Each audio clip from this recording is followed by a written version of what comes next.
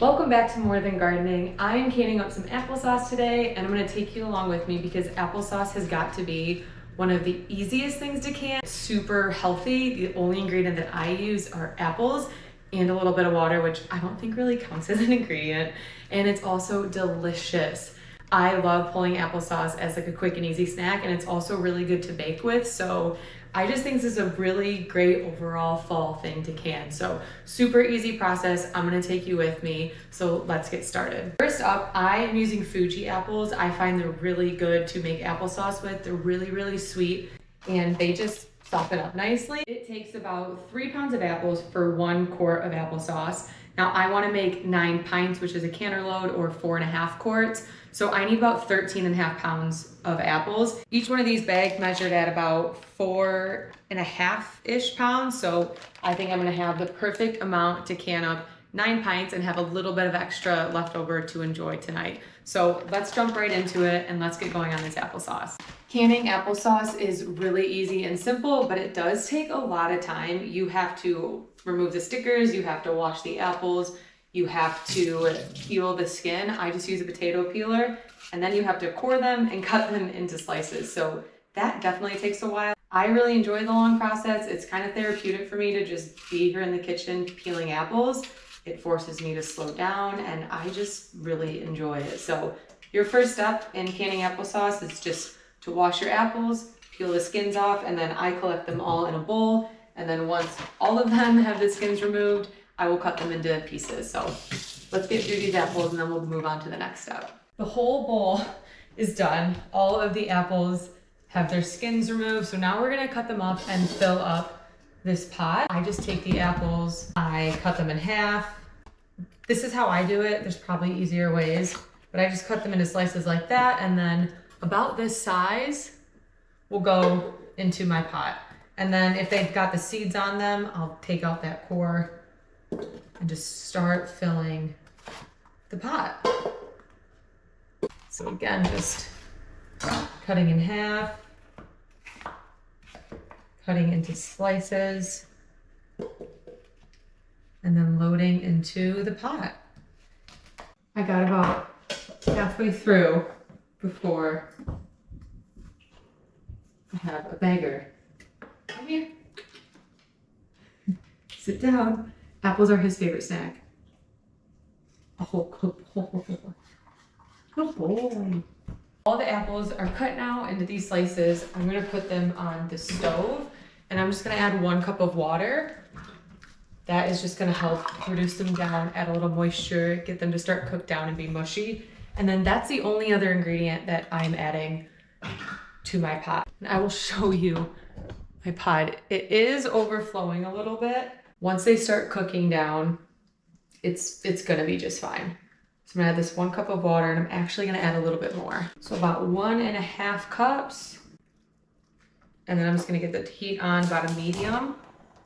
These are gonna cook down for a while until they get really mushy and soft. And then I'm gonna come in and blend them all up and turn them into that applesauce. So for now, these are gonna sit. It's been 20 minutes and you can see that the apples have already really like mushed down, and I can hear the water boiling down there. So I'm just gonna work these slices and just move them around. That way the ones on top that aren't mushy yet can go to the bottom and boil in that water, and the mushy ones can kind of make their way to the top.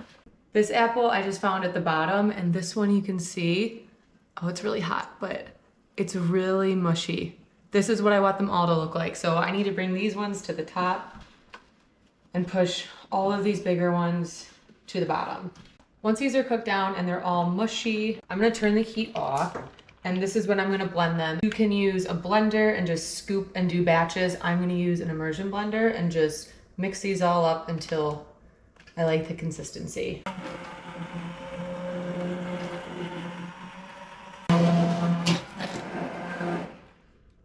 Okay. Just gonna dig through and make sure there's no big chunks I'm missing. And then this is a really good consistency of applesauce. I'm gonna show you guys. This is not too thin, not too thick. I really, really like this. If this were really thin, I would let it boil down to get a little thicker. And if it was really thick, I would add a little bit of water, but this is really good. At this point in the process, this is where you would add cinnamon if you want more of like a cinnamon applesauce flavor. If you want a really sweet applesauce, this is when you would add your sugar. I'm not gonna add any of those. I really like the taste of just plain old applesauce. So for me, I'm gonna turn the heat back on and I'll bring this to a boil and I'll let it simmer for about 10 minutes. And while this simmers, ooh, it's already bubbling. I'm gonna put the lid on. While this simmers, I'm gonna get my jars and my lids and my bands ready, and I'm gonna fill up my water bath canner. To wash my jars, lids, and bands, I just use warm soapy water, and then I'm going to fill my water bath canner to about halfway filled with warm water and load my jars in there so they can start sterilizing. I like to put just a splash of vinegar in the canner. I have well water or really hard water, and when I'm canning in this type of water, I get like a mineral residue that sticks onto the jars. So putting a little vinegar in there just kind of keeps everything clean. Then I'm just gonna bring my heat up to a high and get this going. The jars, once this comes to a boil, I'll set a timer for 10 minutes and let the jars boil in there for 10 minutes to fully sterilize, and then I'll start filling them. My jars are sterile now. They've been boiling in this water for over 10 minutes now. So I'm just gonna carefully remove this lid and take all of the jars out. And this is really kind of dangerous. You have to be super careful that when you're pouring out the water, you don't pour it down onto your arm. So just be careful with this step. And then I'm putting them on a towel on my countertop. Hot jars need to go on a towel or a cutting board or something. You really don't want them going directly on your countertop, because the difference in heat between the hot jars and the cold counter could cause your jars to crack, and we don't want that. I have my jars out. I'm grabbing my funnel. I will link this in the description. I absolutely love this funnel, and I'm just gonna start filling my jars. I wanna keep my canner warm, so I'm gonna throw the lid back on just to maintain some heat in there. And then just very carefully, I'm going to fill each jar to a ½ inch of headspace. As you're filling these jars, if you see little pieces of apple skin, don't worry, it's fine. It's totally safe. Sometimes a little bit of skin gets left over on those pieces, and it's not going to affect anything. So you don't have to dig those out or anything. I will link a headspace tool, measuring tool, in the description of this video. I don't have one. I don't use one because I just didn't have one to start. I measured the jars when I first started canning with a ruler to know where a ½ inch was, and now I just know by sight, by seeing it.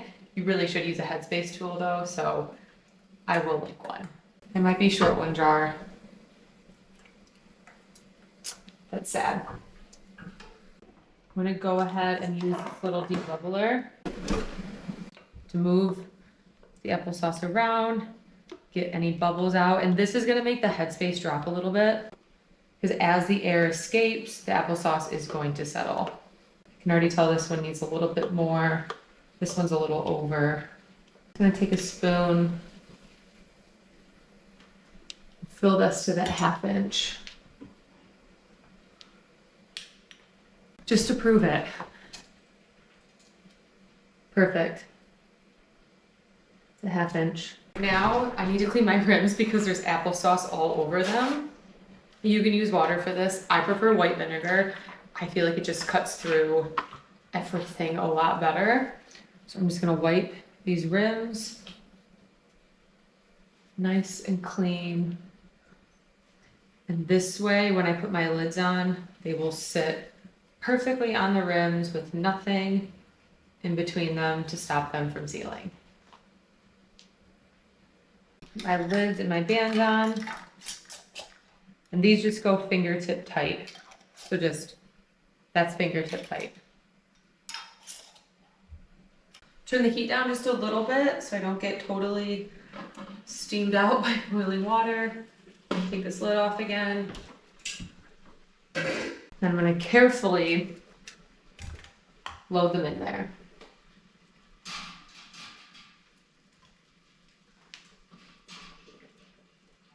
You want to make sure the water is covering them by at least an inch. I like to take like a spoon and see that the water went up to that line. I'll show you. And measure it, and then I look at that wet spot and I know that's over an inch. So these are good. I'm gonna put my lid back on and crank up the heat.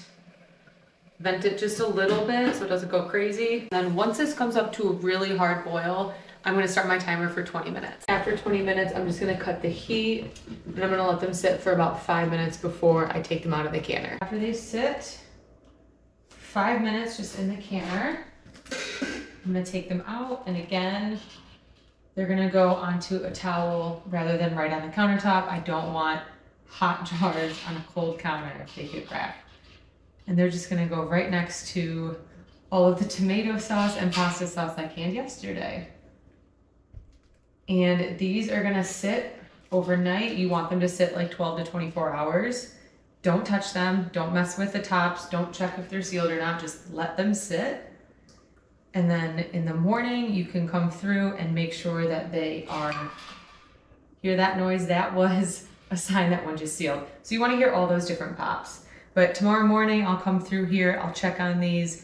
I will make sure that they're all sealed, and then I'll remove their rings, wash them, label them, call them applesauce, fall of 24, and they will go on my shelves in my pantry. And that is how you can applesauce. If you have any questions, you can leave them in the comments. If you enjoyed the video, please leave a like and make sure to subscribe to my channel for more. Thank you so much for watching, and I will see you in the next one.